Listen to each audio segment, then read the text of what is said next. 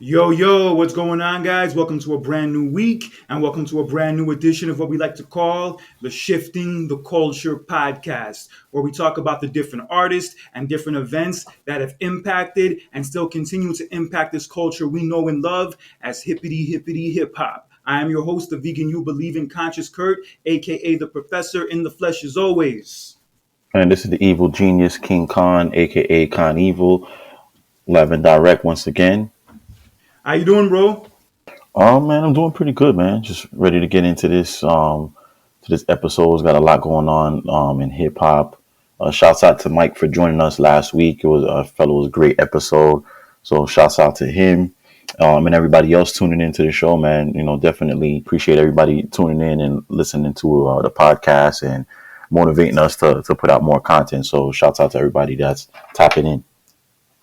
Yeah, thanks for joining us, guys, today. And we're not going to waste any time. We're going to dive right into the news today as the never-ending story of Diddy continues, as there's been multiple different things coming out about him this week, including a producer by the name of Lil Rod, who goes by the name Rodney Jones, who this week filed a $30 million lawsuit against Diddy, accusing him of sexual harassment, drugging him, and also threatening him, and talked about the fact that he has hours of audio footage and video footage of Diddy and all of his associates doing a lot of illegal activity.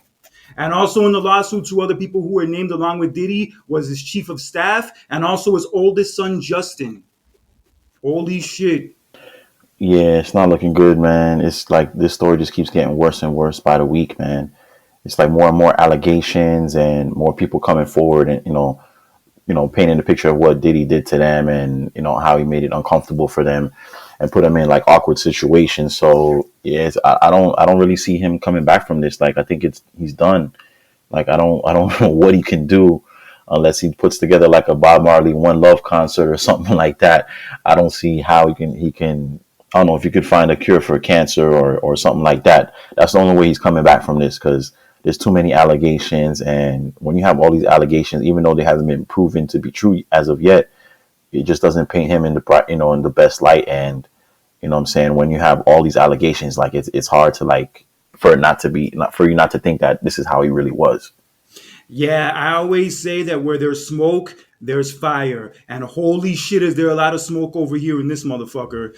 And it gets even crazier because of the fact that Lil Rod in the lawsuit claimed that Diddy would have him go get, sex workers for him and like actually have sex with them just to please him. And he would constantly be groped and touched on his anus by Diddy. And when he would try to report it to Diddy's chief of staff, the chief of staff responded basically by saying that's just Diddy's way of saying that he likes you. And also it got to the point where Diddy actually showed Lil Rod some of his guns and even bragged about the fact that he shot people before and got away with it, including admitting that he was the one who shot up that Club New York in 1999, that incident in which Shine went to prison. He even admitted that he did that and got away with it. So yeah, all of this combined, it does not make Diddy even look a little bit good. And it's to the point, basically, from this allegation, among a few others we'll get into in a few minutes, that Diddy is now the Harvey Weinstein of hip hop. Yeah, you can't even go against that. Like, all these allegations and all these people coming forward, it's just not a good look, yo. And it just I don't know, it's mad. Unfortunate that these people got caught up in these situations. But it shows you some of these people, they're willing to pay the price just to get famous. They're willing to, go against their beliefs or their morals just so that the way they can become famous and become, popular or have a hit record. So, I don't see why you want to be in the industry that bad where you're willing to sacrifice, yourself and your dignity, just to, please somebody. I just don't get it. I would never want to be that famous. Being famous is not that important to me, where I'll sell my soul and do all this other things. And I know some people are scared to come forward when these type of things happen, but it feels like you were gaining from the situation, and then all of a sudden, now you're not seeing any benefits from it. Then now all of a sudden you want to come out and put all these allegations out there. I don't know, understand why these weren't brought forward in real time when these things were happening, not years later or whatnot. I don't get that part. Well, to be fair, in this situation is kind of recent. It's from a year and a half ago. because Lil Rod was actually one of the producers on that most recent album Diddy had called Love, and he actually lived with Diddy and Right. traveled with him for like a couple months. And yeah, during that period, yeah, all that shit went down. No, man, I'm a grown ass man. There's no way I'm living with another grown ass man. Like, I don't care how famous I want to. Like, I'm not living with another grown ass man like that. Like, I don't know if it's not my family. I don't like. I'm not living with another grown ass man like that. I don't know. It just sounds hella awkward already to me. Yeah, and he even admitted that he was drugged by Diddy because there was one night where he woke up naked in a bed with Diddy and two sex workers in the bed too. And that happened like a year ago, like only a year ago. And we're just not hearing about it. So the album came out. So what if Cassie never came out with with her trying to sue Diddy and whatnot? So would this producer never come forward with these allegations? Like would it let like swept it under the rug? Like that's the part that I just don't get, man. Like I feel like they start a fire and then now all of a sudden they want to bring these allegations up. You should just I appreciate them coming forward, but I just feel like you should come forward when it's happening, not months later or years later. Like I don't know. That's just how I look at it. Yeah, maybe, but at the same time, it's good that these things are actually coming out if they are true. And also, to top it all off, Lil Rod wasn't even compensated for the work that he did. So going through all that shit, going through all that fucking drama, all that mess, and he still never even got paid for it. The fuck? Well, he got paid in other ways, unfortunately. It's not I funny, wouldn't but call that getting yeah, paid, but that's another story. yeah. Yeah, but yeah, man, this is the whole mess, yo. There's a lot of people involved, the family, like he's getting the sons involved, producers, A&R, like it's just a whole mess, yo. It looks like the whole empire is gonna come down. It feels like it's like a mafia movie where they're having like remember those gangsters back in the day? They used to have those true crime documentaries and whatnot. It's like basically the end of Goodfellas, the end of Casino, the end of Scarface, where the empire crumbles down and the head of the empire crumbles with it. Yeah, and that looks like what's happening right now. Like Diddy's empire is crumbling, and yeah, there's no coming back from this, and it's just gonna get uglier and uglier, unfortunately. And the thing with the Shine, that thing that rubbed me the wrong way as well, because like Shine, took the heat and got pretty much deported from the United States because of that, and he had to spend time in jail at the peak of his career. And like from what I've read and heard, is that like Shine got paid off and the club owners got paid off just to say that Diddy didn't do it, that Shine did it instead. And yeah, it just I don't know, there's a lot of corruption, a lot of greed, a lot of like I don't know, it's like a lot of mafio shit, a lot of like criminal shit, criminal activity. And I know Diddy's family has a history of on that gangster that gangster shit back in the day. Yeah, because Diddy's dad was actually killed in a bad drug deal, like when he was 2 years old. Yeah, exactly. So the apple sometimes doesn't fall too far from the tree, and yeah, just not a good look, man. I hope these allegations are wrong. I hope this is just like a smear campaign for something that I think you're But reaching with that I don't one. know.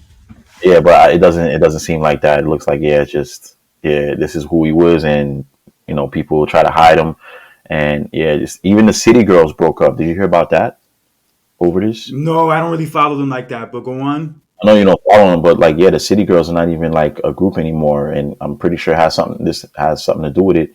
Supposedly that they're saying that Diddy kind of like drove a wedge between JT and Miss Miami. So I don't know, man. Just a lot going on right now. We just gotta let things play out, but definitely, when like you said, where there's smoke, there's fire, and it doesn't look good for Diddy or his empire, or anybody who's associated or who's around him. And also piggybacking off of the Club New York shooting that happened back then, Natanya Rubin, the girl who was actually shot that night, put up a post on X the other day, basically talking about how Diddy was the one who shot her that night. And she even told the medical staff at the hospital that Diddy was the one who shot her. And she basically said that Diddy paid everybody off, including like the club owners, the bouncers, anybody you can think of, to sweep it under the rug, remove any evidence of anything that happened just so he can get off scot-free. And it's not even the point that he shot her. He also slid her tires like 7 times over the course of a 2-year period. And every time he slid her tire, it was the exact same tire. So she literally had to get her same tire changed 7 times over 2 years because Diddy was the one who did it. So yeah, this also doesn't make him look good. And also there was coming out the other day that he had sex with Meek Mill and Usher. and all this other craziness. And Meek Mill Oh, was it's getting very quick wild. to denounce that shit. He was very quick to denounce all that. Yeah, it's just yeah. They're getting a lot. Everybody's getting involved, man. So anything that's done in the dark eventually comes to light, and it looks like Diddy's time is running out, man. And we don't even know what's going on with the Tupac situation, like how he's involved with that, or even with Biggie's murder. Like there's a lot of moving parts, and things are just gonna eventually play out if we just sit back and watch how everything works out. But yeah, a lot of things are gonna look differently. Yeah, I would have never thought in a million years, like as like us growing up on Bad Boys music, on Biggie, Puffy, Mace, 112, everybody else, that it would all come to this, that he would be doing all this kind of like sick, grimy ass shit. Would have ever thought it would come this far? Yeah, it's crazy. And I think somebody posted, it might have been you, how it was Biggie in the studio with Diddy, Yeah, and looking at Diddy cross-eyed. Yeah, that they're shit. saying that not to make fun of the situation because it's definitely not funny, but like they said Biggie really wasn't cockeyed. He was just keeping one eye on Diddy at all times. So I thought that was a pretty funny, hilarious. The internet never to come up with some kind of joke or meme about whatever's going on at the time. So shouts out to the internet for that one. But I thought that was that was hilarious with that meme. But yeah, nonetheless, man, we'll just see what happens, man. But definitely, Diddy's on fire right now, not in a good way. I've always heard the music industry referred to as the devil's playground. And yeah, all this shit just confirms it. Yeah, it's not a good look, man. So well, let's see what happens, man.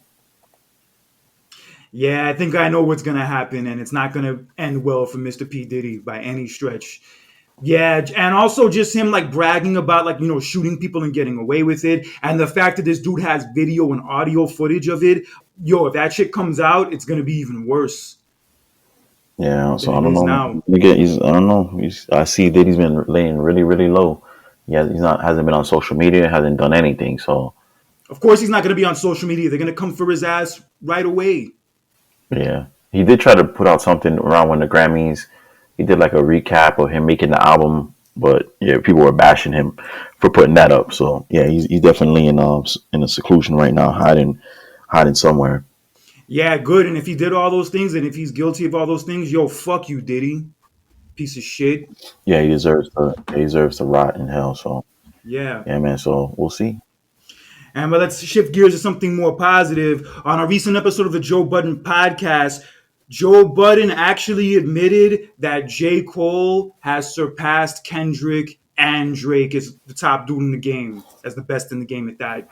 And for like some of the criticisms I've heard Joe Budden give J. Cole in the past of like being too positive and being too preachy and all that, it's actually very surprising and also very refreshing to hear him say this. And I have to say, this is one of the few times that I actually agree with him, because I have maintained for years that J. Cole is the best in the game. Nothing against Drake or Kendrick Lamar, but he's been the one I've been consistently into ever since he came out. Not only that, I feel like J. Cole, yeah, and I also agree with what Joe Budden said. J. Cole has been operating at such a high level ever since that last album that he dropped. What was it called again? The off season.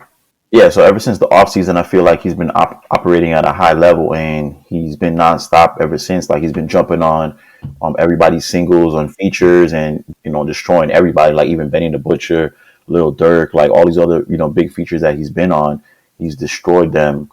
And yeah, I feel like Kendrick. I like his artistry, and I love the last album, It's Tomorrow. The only thing is that Kendrick doesn't drop consistently, and then he disappears for years, and then all of a sudden comes back. So he's not as consistent as say J. Cole and Drake. And then Drake is more, has like a broader range of fans that he tries to reach with his music. He does a lot more commercial music, and he dabbles into other genres of music compared to J. Cole. But as far as rapping his ass off, J. Cole has been killing it for the last few years, definitely at a high level. And yeah, I don't see anybody really touching him at this point in the game. Like he's just doing his thing, and he's just operating on all cylinders right now. Yeah, and even the features he was having last year, he was bodying it. And just from the time he came out in 2010, I remember the first time I heard him, I just could not fucking believe what I was hearing. And lo and behold, 14 years later, I feel that exact same way. I liked Drake when I first heard him, and I liked him in those first few years. And I also especially liked Kendrick when I first heard Section 80. And I still do like them, but J. Cole was that one I've just been consistently into ever since the first time I heard him, where every album of his, Hmm. every song of his, I'm always checking for. And there's a reason why. There's a huge reason why, because this dude just has it. And he's had it ever since the very beginning. Oh yeah, not to cut you off, but not only that, I feel like he's more relatable than the other artists. The stuff that he talks about is stuff that you've gone through, or people close to you have gone through. It's more relatable. It's not like out of the ordinary for the things that he talks about that you haven't gone through in your life, like the song about losing your virginity, the song about the song about losing his virginity, and numerous other songs he's came out with over the years that just touch you just in a different way, compared to some of these other artists. And yeah, just J. Cole, just I would say that the best lyricist of his generation. Yeah, hands down. I'm looking forward to his new project. Kendrick, I like too, but there was like a point, like in the middle of the 2010s, I started to not be as into him. But his most recent album, the album he dropped 2 years ago, like kind of like got me back into him, where I was like, yo, this is the Kendrick that I miss. This is the Kendrick that I love. But even with that, as good as he is and as good as Drake is in his own way, I don't think either one of them fuck with Cole. Cole just has that complete package, and he's also very relatable in a way a lot of other artists are not relatable. And it's just hard not to be a fan of the Hmm. dude. It's hard not to be a fan of his music, and also from like the vibe he gives off. It's also hard not to be a fan of him as a person. Yeah, the stuff that he raps about, he lives that life. Like he's giving back to the community. He's like you'll see him randomly, like at a store, or you'll see him riding a bike through the city in New York or something like that. He's just like a regular dude, like somebody that you grew up with and around the way. And not to say take anything away from these other artists, but I don't know, just J. Cole just connects with people just on a different level, compared to some of these other artists. And I love Kendrick's last album and the other albums that he's dropped. I just feel like he's just not as consistent as these other rappers, and I feel like Kendrick sometimes tries to do too much like out of the box stuff that I don't know. Sometimes I really don't I can't really gravitate to. And then Drake, like I said, he dabbles in other genres and does R&B, Afro beats, and takes little things in here and there from other cultures. But Drake, J. Cole consistently has been doing his thing, and he's been murdering these songs, and he just touching on topics that touch people in a different way. Yeah, I'll say Drake and Kendrick are the opposite extreme, where Kendrick, like you alluded to, like isn't around enough. He's not consistent enough to like disappear for a while. But Drake, he's around too much. Ever since he dropped that first mixtape, So Far Gone, back in '09, he just hasn't gone anywhere. Like every single year, he has a song out, album out, etc. And I respect his consistency and his hard work. But sometimes when an artist is around that long and they don't go anywhere, they don't take a break, you start to get kind of sick of them in a way. So in that regard, like feel like both of them are the opposite extremes. Yeah. But with Kendrick, it kind of reminds me of Nas in a sense of like, like that 90s, early 2000s period where like Nas wouldn't necessarily have an album or a song every year. But for the most part, when he would come out with something, it would be some shit that would be worth the wait. Yeah, that's kind of, yeah, I like that analogy. Yeah, Kendrick similar in that way, but I feel like Nas used to still jump on remixes and features and do like mixtape stuff here and there. Like Kendrick just disappears. You don't even know where the hell he's at, or what he's going through, what's happening. You don't know anything about Kendrick. He keeps like a mystique about him that you don't really know too much about him outside of when he drops his albums. Maybe he's seen like a lot of shit going on in the music industry that he doesn't like, that rubs him the wrong way, like the Diddy stuff, for example. So he likes to lay low in the sense and not be around so much. Maybe he went to a couple parties and he's like, I'm straight. No, I don't need to be that famous. I think I'm gonna write a diss to Diddy this week. I think that's gonna be one of my next projects. I'm gonna do that shit. Oh yeah, go ahead, man. Cause yeah, he's not looking good, man. He's doing he's done a lot of grimy stuff, man. It's not a good look. Not at all, but J. Cole is a good look, and I'm happy that Joe Budden actually gave him his flowers for once. About damn time. Yeah, much respect. All right, but let's get into some other news. Nas is actually going to be teaming up with Resorts World New York City for a $5 billion expansion. So this is basically going to make this casino like a Las Vegas type casino, like the ones you see in Vegas, like the Cosmo, MGM, Caesar's Palace, the Wynn, Encore, you name it. This is the kind of casino that it's going to be turning into after this expansion is over. And Nas is going to be playing a big hand in that. Holy shit. Talk about giving back to your borough or your neighborhood or whatever. But yo, shout out to Nas for this. Good shit. Yeah, shouts out to Nas. Not only is he a dope lyricist, one of the greatest hip hop artists of all time, but he's turning into one of the best, the best businessman that, in a modern day. Like him and Jay Z, the way that they came, from humble beginnings to being the top of the game as far as, making albums and rapping to now being the top of the game as far as, pushing their communities where they grew up forward. Like this is a big deal, man. Like if this goes through, hopefully everything works out and this goes through as planned. This is going to create a lot of jobs, especially in Queens. It's going to make Queens like a hub for people to come visit, and it also is going to, bring more live, and it's going to bring more, I'll say more funds and resources into the area, which is definitely a good look. So shouts out to Nas and all of his partners that put the work in to get the ball rolling on this Results World Casino, and yeah, I hope everything works out, and hopefully it's up and running in a few years and we can actually go visit and check it out. But this is dope, man, for Queens. Shouts out to Nas, shouts out to Results World and everybody involved in this project. And I heard also that Jay-Z was trying to, like about a few months ago, that Jay-Z was also kind of do something similar, but like in I think in Manhattan, that he's trying to also open up a casino. So hopefully both of them can get those open up pretty soon, and continue to push the culture forward and give back to their communities. Yeah, this is giving Queens Get the Money a whole new meaning. Yo, this is Yeah. good shit from Nas, man. Who would have ever thought being a kid growing up in Queensbridge, not having a lot of opportunities and not being in the best of environments, would grow up to be one of the best artists of all time, a fucking billionaire, and build a $5 billion casino in Queens? Who Yeah. would have ever thought, bro? But more power to him. This is some good shit. And I'm looking forward to going to that casino whenever it is built and done and having the fucking time of my life there. Maybe hitting the jackpot too. I can imagine like there's going to be a lot of artists performing there. There's going to be a lot of a lot of all the stuff that goes on at casinos, performances, shows.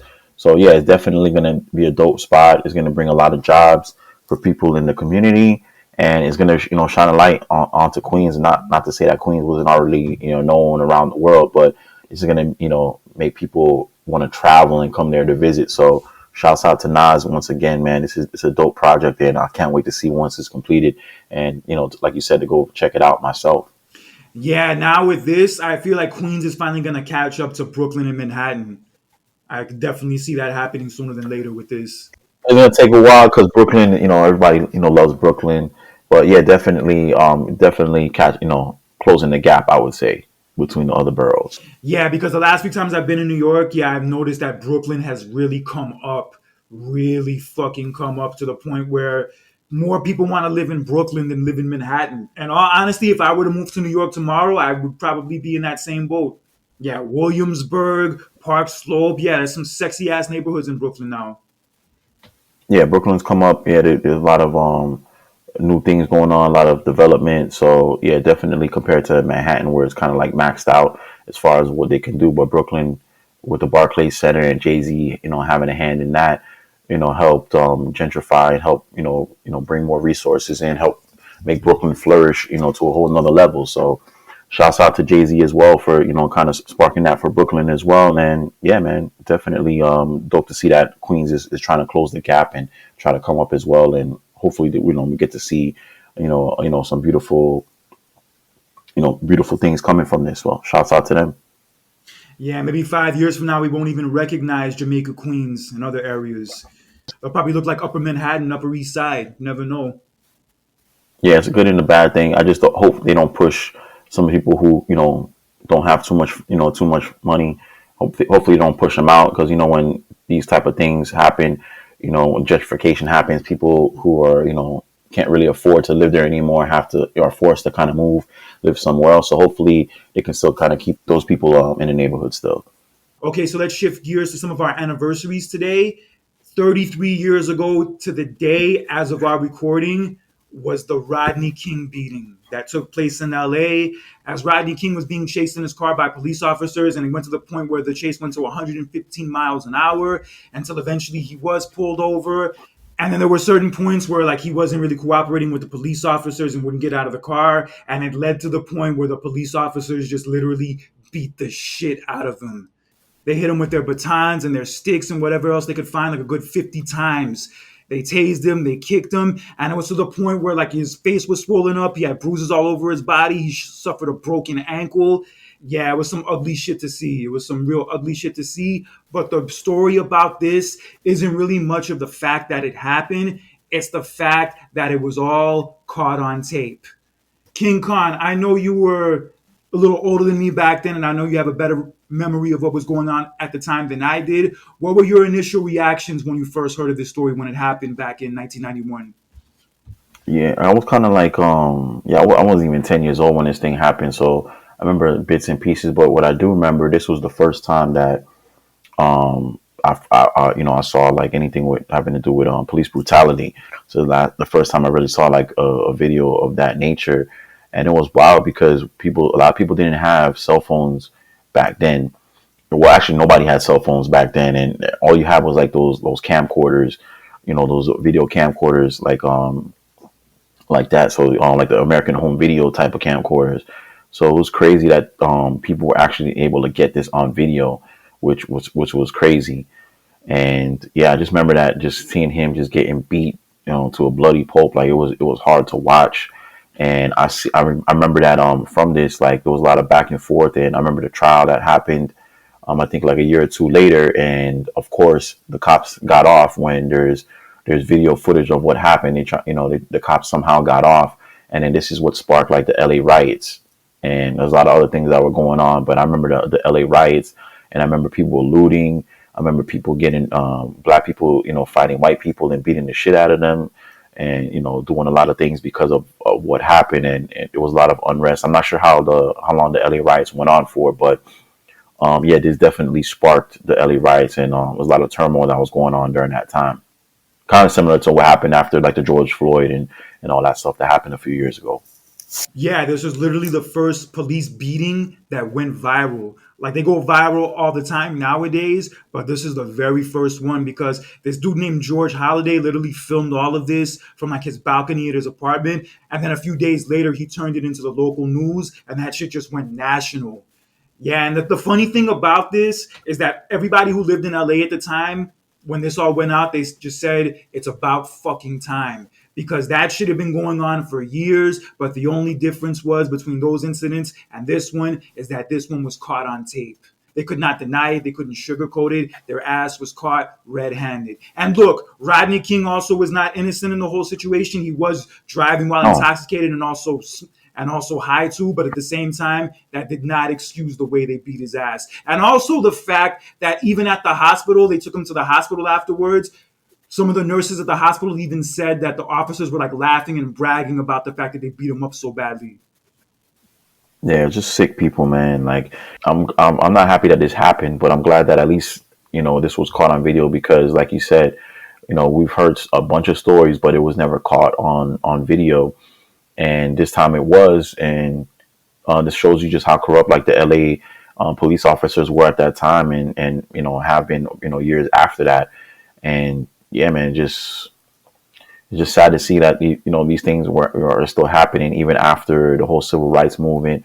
Black people were still being mistreated, and things like this were being swept under the rug because there was no evidence. And with this case, it actually was evidence, and somehow the cops still got off, like which is it doesn't make any sense at all. But yeah, Yeah, I'll man, never just forget when the not guilty verdict was read, and then there was this one cop that said like he was so happy he got acquitted, and he had a big smile on his face. You have no idea how bad I wanted to break that dude's fucking nose, bro. Like yeah, man. just this kind of shit, among other incidents we've seen over the years, yeah, it just really gets you heated, and it gets you even more heated at the fact that they always usually get away with it. And that's a sick part because these are the dudes who are supposed to be protecting you. These are people you're supposed to be looking up to and dudes you should feel like kind of safe around. And it's instances like this where it's the complete opposite. And it's to the point where I just don't feel comfortable when cops are around half the time. Yeah, or I don't just feel like that. I just feel like you just got to cooperate, man. Like you just at the end of the day, you're just trying to make it home. So you just got to do do what you got to do to make it home, man. So yeah, I do not feel, yeah, like I said, like you said, being around cops for a while, you did kind of feel uncomfortable because you don't know what's going to happen, what they're going to do. and they have all this power and protection that most of the time they're going to get away with whatever it is that they're doing. So yeah, I definitely understand that part. And yeah, just a sad story and a sad situation. And it's sad that some of this stuff still goes on to this day. There's stories that come out, every week, every month about, police brutality or somebody being mistreated by the police. And it just sucks that this is still going on and we haven't solved this problem. Before George Floyd, before Eric Garner, before Trayvon Martin, all these other people, there was Rodney King. And he basically, became the face of all of that. And crazy, 33 years later, while we have made a lot of progress, and there's other areas where we have not made enough progress. And this is one of them. So hopefully, on this anniversary, we can try to get it together, man. Country needs some help because, yeah, it doesn't look like we're going in the right direction with everything that's going on lately. Nope, and that's why I'm voting third party in the election this year, because I'm not endorsing this shit anymore. Yeah, it's wild. It's wild. But speaking of wild, let's get into our next anniversary, as this past week marked the 25-year anniversary of the start of the Hard Knock Life Tour, which started on February 27th of 1999 in Charlotte, North Carolina. The tour ran for about 2.5 months, and to this day, it's one of the most successful hip-hop tours of all time, grossing over $18 million and featured the likes of Jay-Z, DMX, two of the hottest artists in the game at the time, along with Method Man, Redman, Ja Rule, Memphis Bleek, Beanie Sigel. Yeah, this lineup was fucking stacked. Yeah. And I'm just bummed that I was too young to go to this show. I'm also bummed that even if I had gone to this show, I would have been too young to really appreciate it. Yeah, man, this definitely one of the tours that I wish I could have gone to, but unfortunately, they never came to Florida. Well, at least where I lived. Wait a minute. No. Wait a minute. Actually, the very last stop of the tour was in Miami. Oh, Old school Miami Arena. Oh, I don't remember. Yeah, it was. That. Well, let me take that back then. Yeah, this tour definitely was one of the tours I wish that I went to.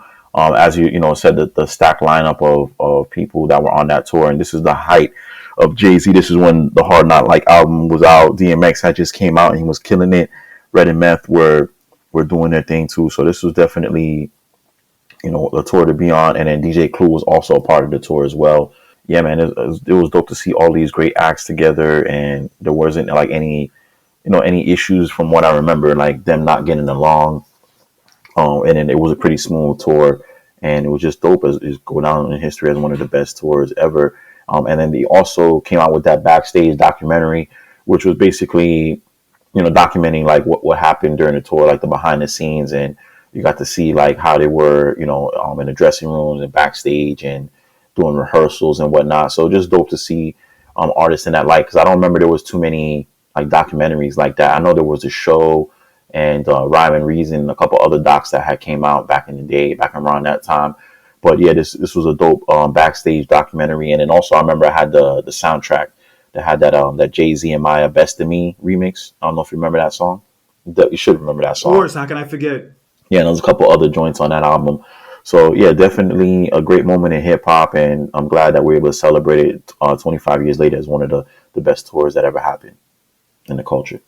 Yeah, Redman even opened up about the whole tour, talking about how there was kind of like a friendly competition between like him and Method Man and also Jay-Z and DMX, because Method Man and Redman would go out before them and they would fucking tear it the fuck down. Yeah. It was kind of like a competition in the sense where like Jay-Z and DMX would be like, yo, how the fuck am I going to follow that? Yeah, and Red and Meth was like, we're on fire at that time as well. And yeah, this is when Ja Rule like first got in the game. I think he was on that song, Can I Get a What with Emil and Jay-Z.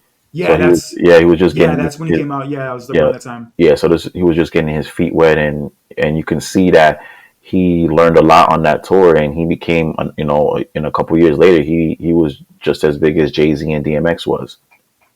So it was dope to see that evolution. Yeah, such a stacked tour. Definitely a tour I'm bummed that I never got to go to.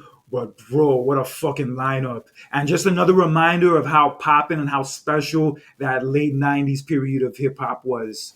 It was a little out of control in certain parts, but damn was it fun. Yeah, it was dope. And it was good to see that Rockefeller was doing their thing, and then you started to see them, or Friday started to see them branch out with with like the newer artists like Beanie Sigel, Memphis Bleek, Emil. Some of those artists starting to get some shine, and this is like kind of like their breakout being on that tour. So yeah, definitely a dope moment in hip hop. Yeah, definitely. And speaking of Beanie Sigel, let's fast forward to 1 year later, as this past week marked the 24-year anniversary of Beanie Siegel's debut album, The Truth. And I gotta say, for not listening to this album in a couple years and listening to it recently, this album is mad fire. Beanie Sigel definitely had a good run in those early years, like before I think maybe Kanye got on Rockefeller. Beanie Sigel was that dude. Yeah, Beanie Sigel definitely did his thing with his album. This album was critically acclaimed. It was very successful as well. Kanye actually was on the album. Kanye produced. Well, he wasn't rapping, but he produced He produced it, the yeah. lead single, The Truth. Yeah, The Truth, and sort of Just Blaze, who was very popular Rockefeller collaborator at that time. So definitely a dope debut album. Solidified Beanie Sigel as one of the best lyricists on the label, other than Jay-Z. He separated himself, and yeah, he would definitely have some joints on here. The Truth. Also, Remember Them Days with Eve was on here, which was a dope song, a dope single, and he had a couple other joints on there on a Memphis Bleek song, a couple other ones. Who Want What? Mac Man was dope. The Truth, obviously, the title track. What's Your Life Like? What's Your Life Like was mad fire. Yeah. So yeah, just a dope album, man, and yeah, I'm glad that Beanie Sigel was able to stand on his own and deliver a dope album. Yeah, and it was just dope to see that come together, and from there he went and got into it with the Locks and showed that he wasn't just like Jay-Z's like understudy or protege. He was somebody who was who could go toe to toe with the heavyweights in the game. Yeah, I remember that beef from like '02-ish. Yeah, he definitely held his own in that. And I remember during that period, he really got hot with the whole state property thing and the whole Rock the Mic Mhm. track. Yeah, he was really popping during that period. Yeah, Beanie had a good run in that early 2000s period. Yeah, I would say, besides Jay, he was probably the most popping person on the label up until Kanye came around.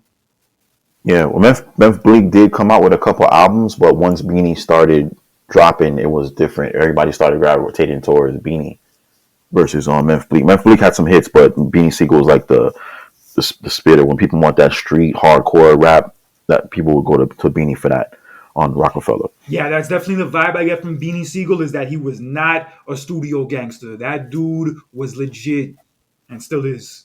Yeah, he was definitely locked up. Yeah, he was locked up a few times during that time, and even after, throughout the years. So definitely live what he spits in his rhymes. And one thing that kind of like was stood out to me on this album was Jay-Z did this a couple of times, that he put one of his singles on like one of his artist albums. Anything, yeah. Yeah, anything's on there, and Beanie Sigel doesn't have a verse on there. What the fuck? Yeah, I didn't understand that. And then it's not the first time Jay-Z did this. Remember when Dear Summer came out? It was on Memphis Bleek's album, and Memphis Bleek wasn't even on that track either. I forget which Memphis Bleek album. It was like '05, I think. I want to say that's when I think maybe Round Here, when that song dropped. I think I might have been that album. Round Here was like '04-ish. Yeah, like '04-ish. Yeah, so around that time. But yeah, when Dear Summer came out, it was on Memphis Bleek's album, and it was like one of I think it was like the last track. So I forgot the reason why behind it. Maybe it was just to get people to buy the album because Jay-Z was on it.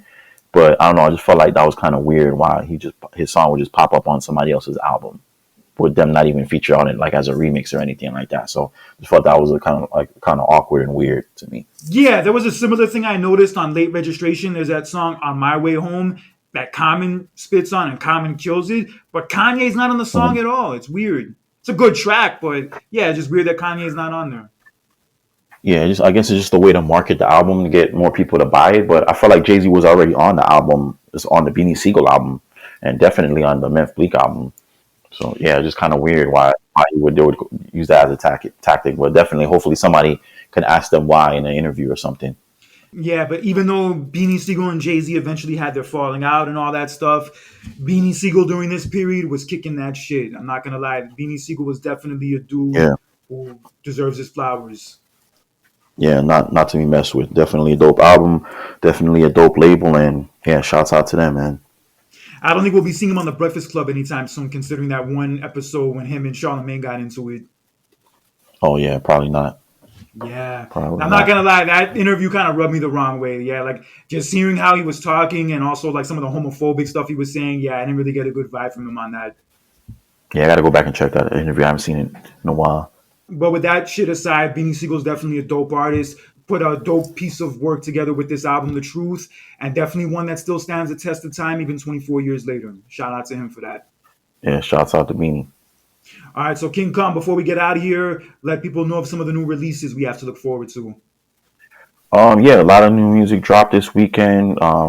First thing, Cardi B is back. Looks like she dropped a new single called "Like What," and it's funny she drops it the same weekend when Nicki Minaj starts her Tour. Pink Friday tour. So it's kind of hilarious to see that, and Cardi B is doing her thing. It's like on a Missy Elliott, "Who's That Bitch" type of beat. So go ahead and check that out. Cardi's back. Maybe we'll see a new album from her this year. Other than that, we also had a new joint by Joyner Lucas and Conway the Machine called Sticks and Stones. Looks like Joyner Lucas is dropping a new album in a few weeks. So him and Conway do their thing on this single. They're spitting back and forth and has like a grimy vibe to it. So definitely check that out. Joyner Lucas has been doing his thing. Yeah, I love his concepts with his songs, and he's really deep with his music. So he's definitely a dope artist and dope lyricist to check out if you haven't checked out some of his music in the past. He's definitely a dope artist that doesn't get enough shine. Other than that, we finally got Schoolboy Q's Blue Lips album that finally dropped. We got some joints on there. We got Freddie Gibbs on the album, and a couple other features, but definitely a different album. You definitely got to listen to it more than once. I gave it a listen the first time, and I was like, "What the hell is this?" And I listened to it again, and I really, caught some gems from it. So definitely worth the wait, and it's a dope project by Schoolboy Q. So definitely check that out. Also, we got Meek Mill's Heathenism, not hedonism, not hedonism, but heathenism. So he dropped the EP with 5 joints. We got Future on there. Fabio Foreign is also on the project, and it's probably like the best that Meek Mill's been on his own in a few years. So definitely shouts out to Meek Mill for dropping that project. And then finally we got that Mexican OT who's from Texas. He dropped his Texas Technician album. Features a bunch of people: The Baby, Paul Wall, Slim Thug, Zero, and a couple other Moneybag Yo, and a couple other features on the album. So definitely a dope album by the Mexican OT. I kind of shouted him out a few times in the past on the past episodes, but definitely has been doing his thing and has a unique flow and puts on for his Mexican culture. So definitely a dope project that you might want to check out. But that's all I got for this week for as far as new releases. Yeah, good shit. Make sure y'all check out those new releases. And King Kong, before we get out of here, let our guests know how they can follow us on social media, as well as listen to past episodes of the podcast. Yeah, if you want to holler at us, hit us up on social media at Shifting the Culture Podcast. We're on TikTok, Facebook, Instagram, so all your favorite social media platforms. And if you want to learn more about the podcast, or if you want to check in with some of our past episodes, feel free to visit shiftingtheculturepodcast.com. Let us know your thoughts about the show, and let us know if you have any topics that you'd like us to discuss, or if you want to be a guest host on one of our episodes. Yeah, definitely check us out. Holler at us. Let us know if you would like to be a guest on the show. And also feel free to debate with us about anything we talked about today or in past episodes. But until next time, for King Khan, this is Conscious Kurt with another edition of the Shifting the Culture podcast. Take care. Have a good week. And remember, whether you're an old school head or a new school head, always respect the motherfucking culture. Peace. That's all I ask. Have a good one, guys.